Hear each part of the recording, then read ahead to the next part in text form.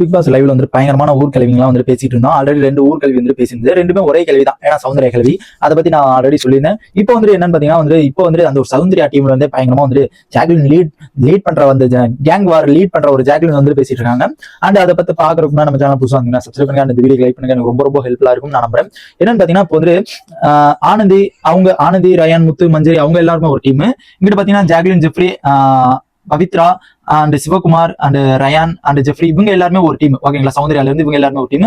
இதுல வந்து first out ஆனது யாருன்னு பாத்தீங்கன்னா நம்ம சௌந்தர்யா அவுட் ஆயிட்டாங்க. செகண்ட் ரவுண்ட்ல வந்து நம்ம ரயான் அவுட் ஆயிடுச்சு, ராணுவ வந்துட்டு அவுட் ஆயிட்டாப்ல. ஓகேங்களா, ராணுவ 2 பேருமே வந்துட்டு அவுட் ஆயிட்டாங்க.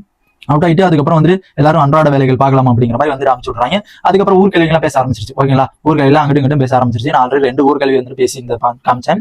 அண்ட் இப்போ வந்து நம்ம ஜாக்லின், ஆனந்தி, அதுக்கப்புறம் வந்து ஜெஃப்ரி அண்ட் அன்சிதா 4 பேருமே உட்காந்து பேசியிருக்காங்க. நம்ம தர்ஷிகா மேல வந்து அன்சிதாக்கு என்ன கோவம் தெரியல, காலையில இருந்து பயங்கரமா கோவமா இருக்காங்க.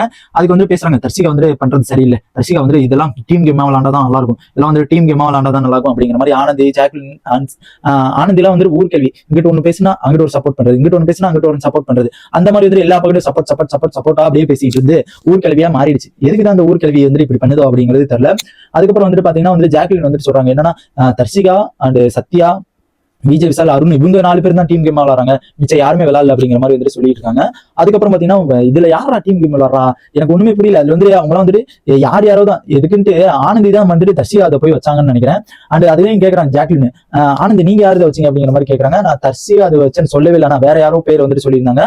அந்த இதை வந்துட்டு பார்க்க முடிஞ்சு. இதுல என்னன்னா இவங்களுக்கு டிஃபைன் பண்றதே வந்துட்டு தர்ஷிகா வந்துட்டு இது பண்ணணும், அவுட் பண்ணணும், அந்த ஒரு எய்ம்ல தான் இருக்காங்க. தர்ஷிகா அவுட் பண்ணும், அதுக்கப்புறம் வந்து விஜய், விஷால் அவுட் பண்ணும், சத்யாவை அவுட் பண்ணும், அந்த மாதிரி மட்டும்தான் அருண் அவுட் பண்ணும். இவங்க மட்டும் தான் தனித்தனியா இண்டிவிஜுவலா விளையாடுறவங்க மட்டும் தான் கண்டிப்பா அவுட் பண்ணும் அப்படிங்கிற அளவுக்கு வந்து இந்த ஜாக்லின் டீம் வந்து இருந்திருக்கு. ஜாக்லின் டீம்லாம் வந்து ஃபர்ஸ்ட் கேங்கு அலைஞ்சிட்டு இருந்தாங்க. இப்பெல்லாம் வந்துட்டு எதுக்குதான் இந்த கேங்கு புரியல எனக்கு வந்துட்டு ஒண்ணுமே புரியல. இவங்க வந்து கேங்கு நாங்க ஒரு கேங் வாரா இருக்கோம் அப்படிங்கிற மாதிரி வந்துட்டு பயங்கரமா வந்துட்டு பேசிட்டு இருந்தாங்க. இப்போ வந்து எங்க போச்சு அந்த கேங் அப்படிங்கிறது தான் என்னோட கேள்வி. இப்ப வந்து இவங்களே ஒரு கேங் உருவாக்கிட்டாங்க, அடுத்தவங்களை கேங்னு சொல்றாங்க. இப்ப இவங்களே வந்து கேங்க உருவாக்கிங்களா, இது என்ன நியாயம் அப்படிங்கிறது சத்தியமா தெரியல.